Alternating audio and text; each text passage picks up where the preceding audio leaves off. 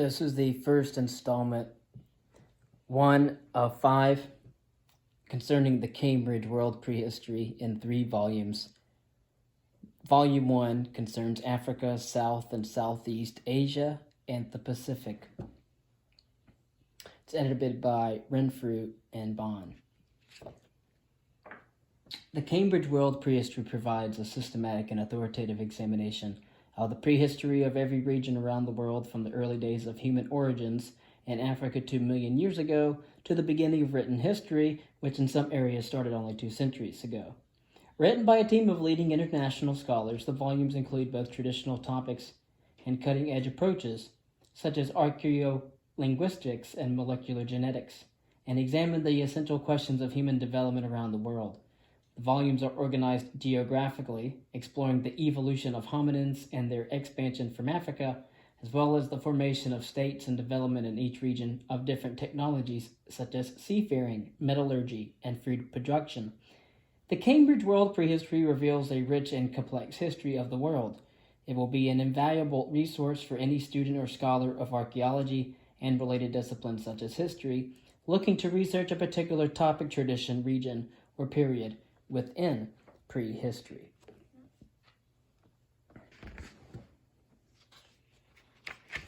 It was published in 2014. First volume was published in 2014. The Introduction, Part 1.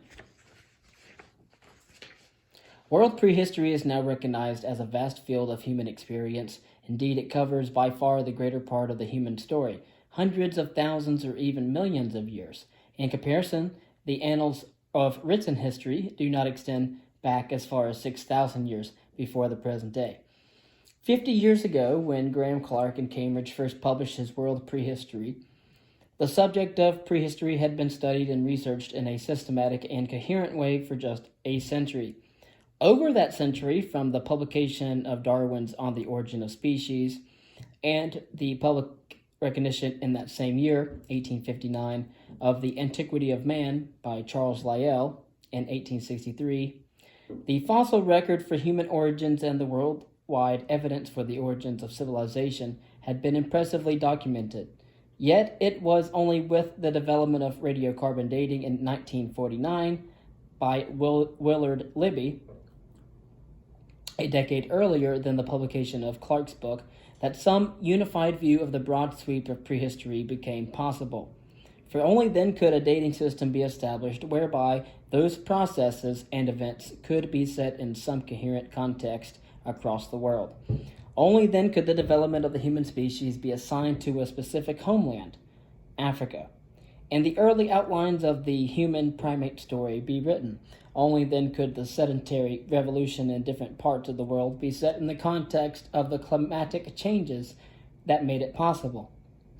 For then it became possible to view the key social developments that followed, including the rise of state societies, in some coherent perspective on a unified timescale.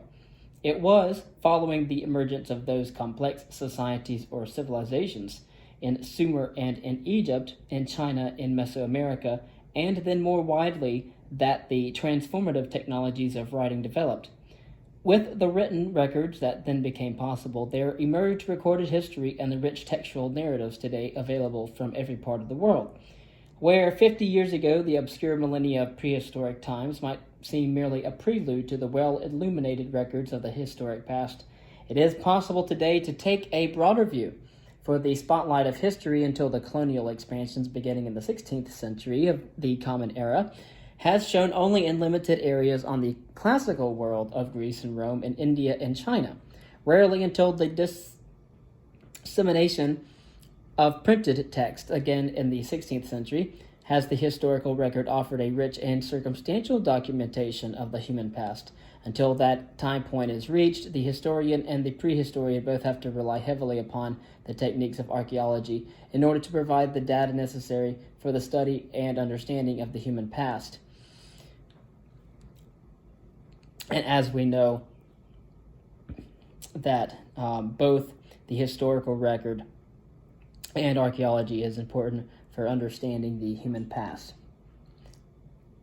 And we're coming out with many multicultural histories now. For many parts of the world, little more than 2 centuries have passed since the voyages of Captain Cook and his successors brought literacy and the sometimes doubtful merits of colonial administration to their shores. So, in surveying the broad sweep of human experience, the disciplines of prehistory and of history must work together. In recent years, it has occasionally been claimed that the term prehistory is somehow racist or at least colonialist, in that it implies that oral histories are inferior to written documents. We disagree completely with this view. The invention or adoption of writing systems in different parts of the world over the last few millennia has been largely a matter of chance and serendipity, and in no way ranks different cultures in a hierarchy of intelligence or importance. One could just as easily survey the world of the past using the invention or adoption of the wheel as a significant event around the globe. Nevertheless, the arrival of a writing system constitutes a useful marker when undertaking a broad survey of humankind's past, such as we have attempted here.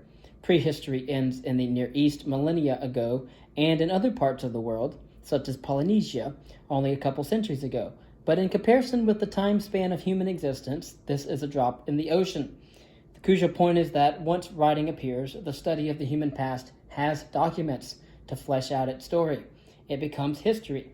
Whereas before the advent of writing, it is archaeology, the study of material culture.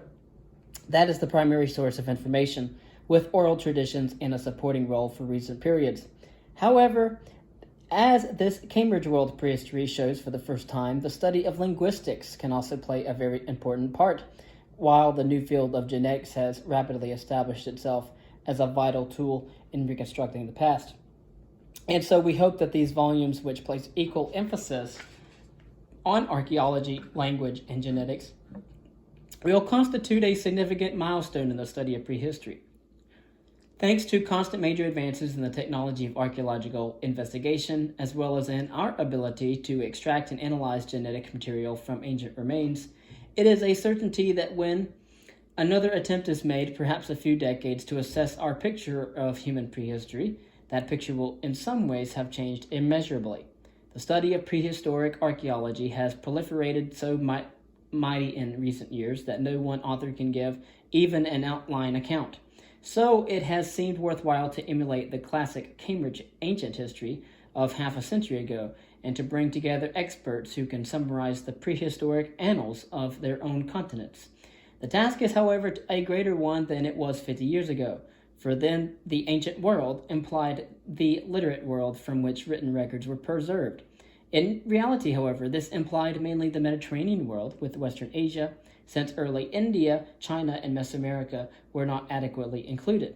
It is, however, the very democratic feature of world prehistory that it can deal equitably with all the globe. Every part of the world, except perhaps Antarctica, has its place, since every continent has a rich archaeological record that is now undergoing intensive study. Concerning the development of prehistoric studies, without the disciplines of archaeology, there could be no study of prehistory.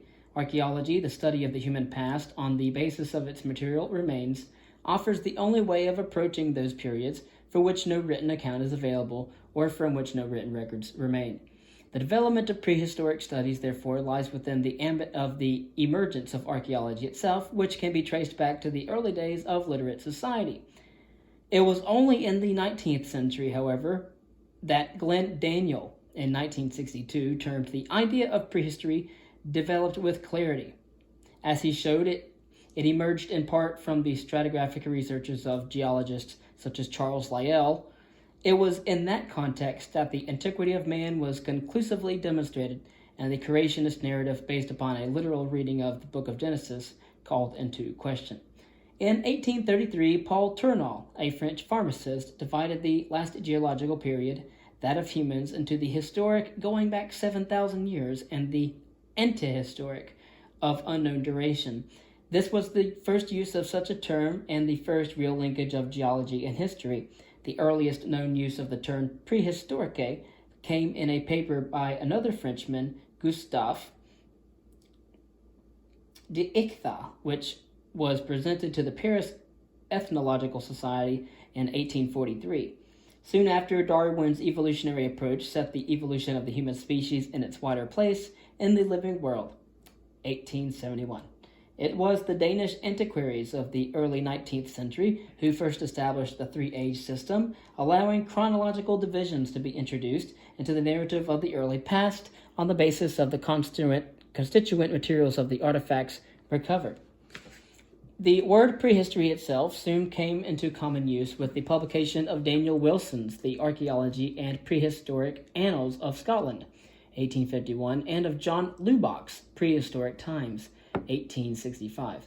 Lubbock also divided the Stone Age into the Paleolithic Old Stone Age, now generally regarded as ending with the onset of the Neothermal period around 10,000 BCE, and the Neolithic, or the New Stone Age.